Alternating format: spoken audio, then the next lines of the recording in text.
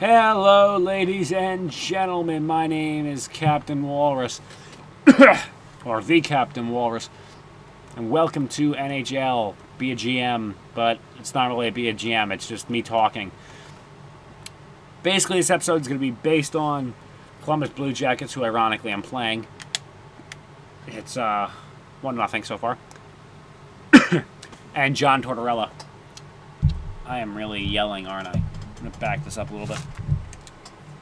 Basically, wow, I can't believe... No. The Blue Jackets, they just hired John Torterella, fired Todd Richards after 0-7 games. Wow. Fuck. They have gone 0-7 thus far this season. In lieu of that, they hired John Torterella and fired Todd Richards. Now, things with John Torterella. Won a Stanley Cup with the Tampa Bay Lightning. I think it's the second winningest or most winningest coach in American history. And he damn near brought a cup to New York somehow with his kind of crooked system. Now, onto that. His system, although I called it crooked, it is an effective system, and I believe in his system. He plays trap hockey, very defense-based, and he's very physical. I mean, if you're playing any team, you could be playing a fucking CHL team. I think he would tell you, you just do everything to intimidate and control the puck. Control the puck, control play, and keep the puck away from the goalie. And I think that benefited Henrik Lundqvist, but in the same time, in the same light, I think it really also pulled away from Henrik Lundqvist, because ever since Alain Vigneault has come around, I think Lundqvist has done better, if not the same, at least. Especially, he's won more because of the more offense that he's been provided. Now, where was I? I was talking about Torterella and his style. Blue Jackets, I think, are pretty fit for the style that Torterella likes to play. He's pretty tough, but I think the Jackets are a pretty tough team. They got, what, Brandon Dubinsky, Jarrett Bull, David Clarkson, David Savard, Jack Johnson. I'm trying to think of other guys who are as tough as you'd want for John Torterella.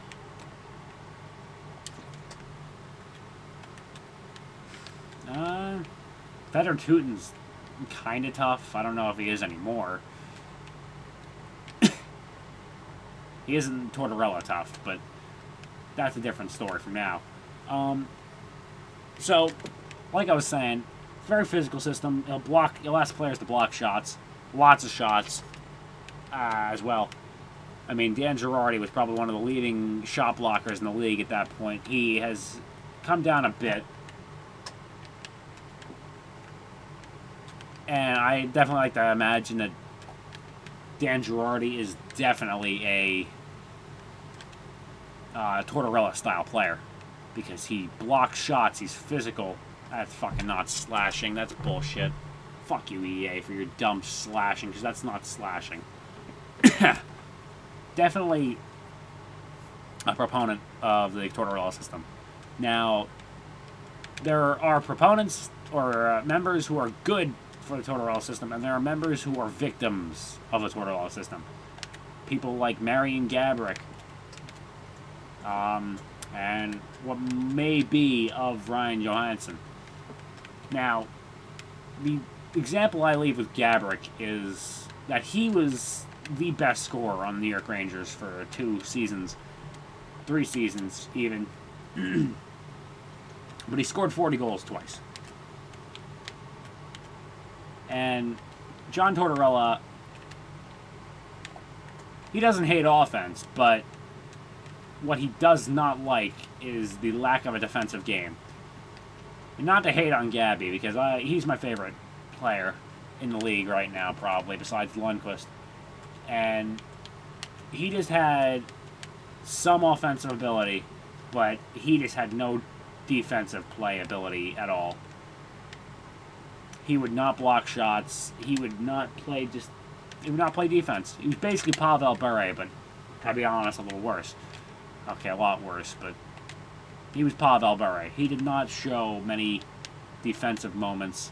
And can you blame him? That was atrocious, Stepan.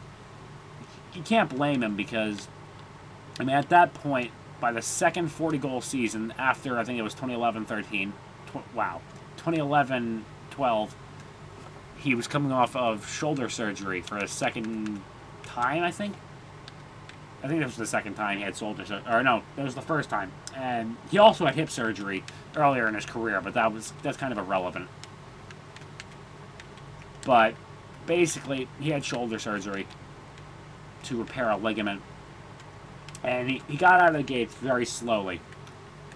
Now, as if this was bad enough, Gaborik, being in a contract year, was not performing well.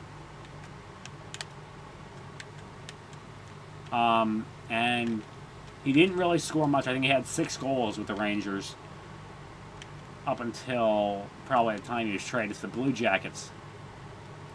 Traded like 25, maybe 2 hours in that range. That was 6A of Lundqvist. Before the trade deadline. Literally sobbed myself to sleep that night, by the way. And he was traded. I think it was a Torterella move. I don't think... It could have been Glenn Sather. I mean, he had a very high cap hit, and they had some very key re-signings to do. And personally, it didn't work out too bad for the Rangers, because they got Derek Brassard. And he kind of worked out for them.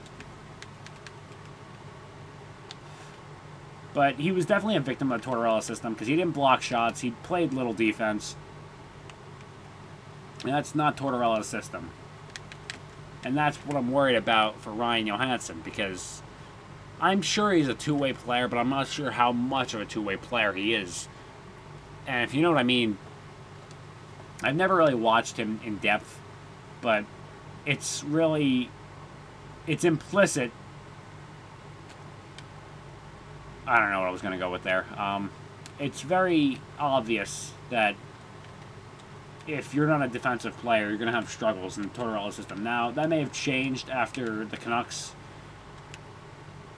I didn't pay much attention to Tortorella in Vancouver. And it was probably for the better, because his career in Vancouver was declared a disaster. He was a disaster in Vancouver. And frankly, I can't disagree, and I can definitely understand why, because that team isn't a coast team. If you really think about it, they're in a division with the Kings, the Sharks, Ducks. They are all really high-speed, extremely physical team. The Kings, especially that year. Actually, yeah, no, that was the year they went to the Stanley Cup Finals against the Rangers. Kings were an extremely physical team that year, as were the Sharks, as were the Ducks. And the Vancouver Canucks, I just didn't think they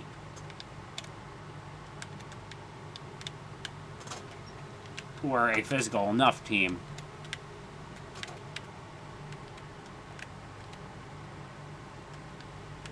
Okay, key handle. Oh.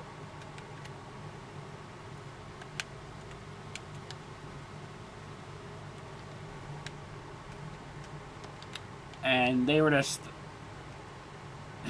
I think Tortorella tried too hard to make them play defensively.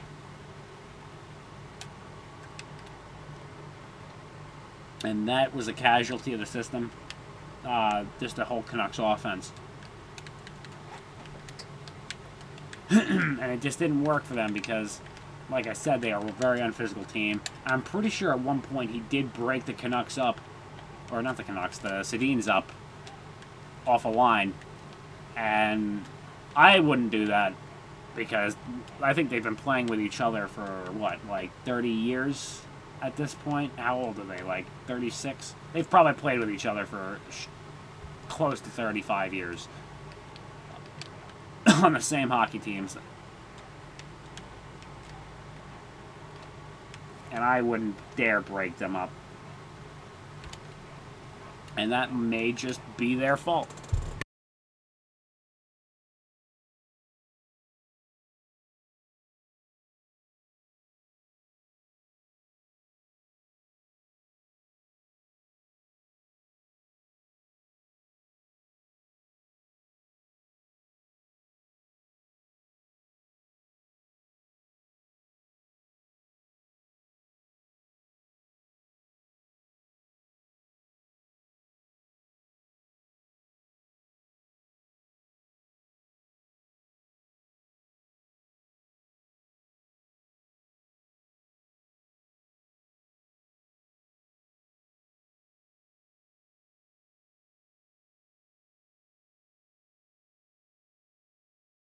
Dogs barking really ridiculously.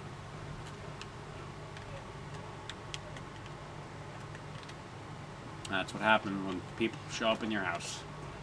Anyways, where was I leaving off? Yeah, the casualty of the system, I think, was where I left off with the Canucks. I think in order for the Blue Jackets to really avoid that issue, they need to get to the point where the whole system works for them. They work with the system instead of against the system, which is what somebody like Gaborik really did. Not intentionally, perhaps, and it could have been a coach issue too, because he had issues with Daryl Sutter in LA. I remember, I think I read last season he had a off-ice argument with Daryl Sutter. So it could have been a Torterella Gaborik thing. But, I mean, he had a lot of policies that got guys put in the dog pound. First liners playing fourth line time. And I think Chris Kreider never got a 100% regular season chance with the Rangers because of Torterella. And which is ironic because then the first game against the Torterella Canucks, Kreider scored a hat trick, and his first one at that. So I always found that a little comical. But like I said, if the Jackets want to win, Torterella is a coach that can win. We'll discount that too much from him, is that he's a winning coach. He's the second most winningest coach in American history, I think. I might have already mentioned that, but I've tried to record this about 3 times now. So I'm probably going to be repeating myself over 400 times each time. I'm saying a lot because I have to think of what I've already said and what I haven't. Because I've recorded this 3 times, but the other 2 times it didn't work. So yeah, Torterella really isn't a bad coach. I disliked the system, but I liked the system at the same time. If anything, if I had to coach a hockey team, and when I play GM mode, I kind of coach a Torterella style. Though I'm more in favor of Lane Vigneault's style now, because he plays a really similar style of forecheck. I believe they both use the 1-2-2. And Torterella just ran the neutral zone different. Which, by the way, Blue Jackets fans, you may end up seeing a trap a lot. So I'm sorry for that one, because the trap hockey it's numbing and really depressing, because Bobrovsky's not going to get goal support, so I think chances are you're going to end up getting like a high-profile scorer. And speaking of Ryan Murray, who just threw the puck away, he may be a casualty of the Torterella system. Because, from what I know, he's not really a heavy metal player, if you know what I mean. from what I've heard, I don't really watch Ryan Murray a lot. I watch the Blue Jackets, but I don't really pay much attention to Murray team itself. I really don't focus on individual players unless it's the Rangers. Actually, you know, I'll take that back. It depends, but I try to cut back and hold that. But it's gonna be tough. You guys are gonna probably go through a dry spell.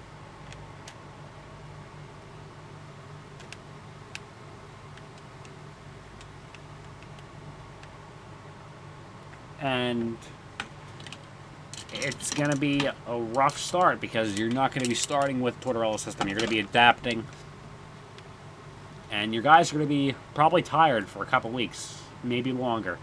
Because it's a fatiguing process, exhausting process to adapt to a Torterella system.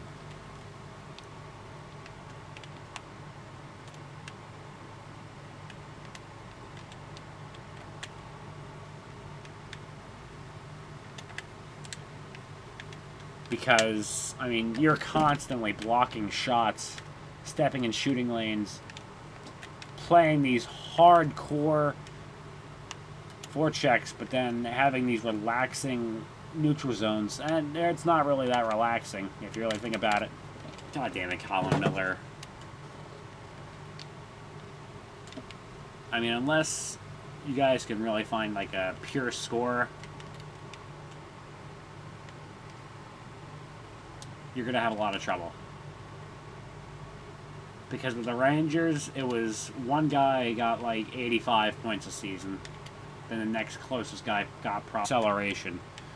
And he was just a fantastic when it came to accelerating, getting down ice in a heartbeat. And you guys probably have somebody who has some wheels. Oh shit. You know, let's make this go to overtime since shutout's gone. Shoot! Oh, fucking hit the net. There it is. Brendan Saad. Anyways, I'm extending this game because why not? It's going to really depend on several key players. Bobrovsky, for one, he's going to have to put up phenomenal games because, like I said, your offense is going to be underdeveloped at that point. Or not underdeveloped, but it's going to basically devolve from what it is. And I don't know how your offense has been doing this year. But I remember when the Rangers played the Blue Jackets, they had 2 pretty high-scoring games. So, it may not be the Blue Jackets, but it's going to be a hard offensive battle. No matter who you play, and it's going to be very down to the wire each game. And like I said before, Torterella's system isn't bad. He's a Gabrick, Callahan. Oh man, they had McDonough for a solid portion as well.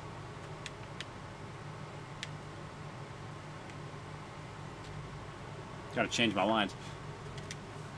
They had Dan Girardi also.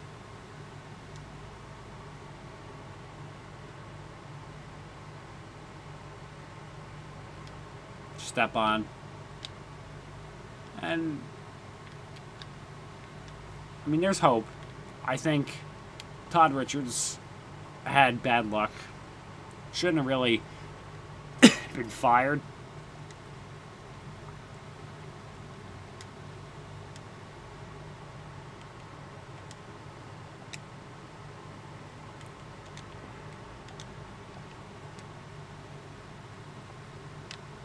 Because he really wasn't given a fair chance, in my opinion.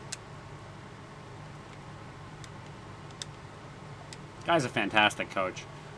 He really got the Blue Jackets out of a hole. 2014.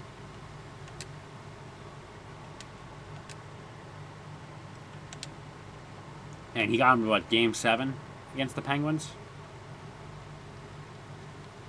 So I respect him very much for what he did for the Blue Jackets.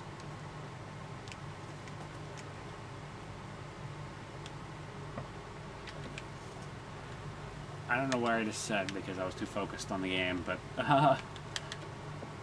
YouTubing is a skill and I don't have it. I think I said Derek Stepan, but can't remember.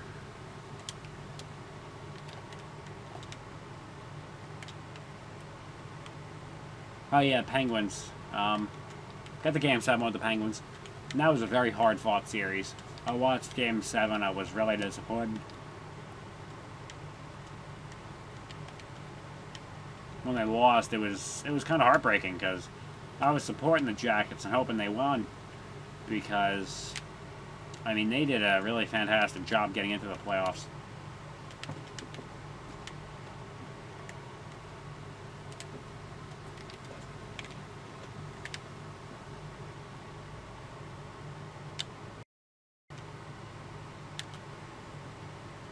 Five hole. Oh, what a douche goal. But that's what Bobrovsky gets for holding the puck between his pads and not even doing anything. Anyways, guys, moral of the story. Backtracking. Moral of the story is John Torterella isn't a bad coach. He is a he's a pretty good guy. He's going to give your guys trouble. I have no doubt in my mind. He's going to rough your guys up. But you also got to understand that he is one of the most winningest coaches in American history. I think he's going to end up coaching in USA at the World Cup of Hockey. In what, Quebec in 2016? So does have some faith in... God damn it, the music's loud. Have some faith in Torterella and see where he takes you. And on that note, ladies and gentlemen, my name is Captain Walrus. Thank you for watching. Like, comment, subscribe, and let me know how you think Torterella's going to do in the comments.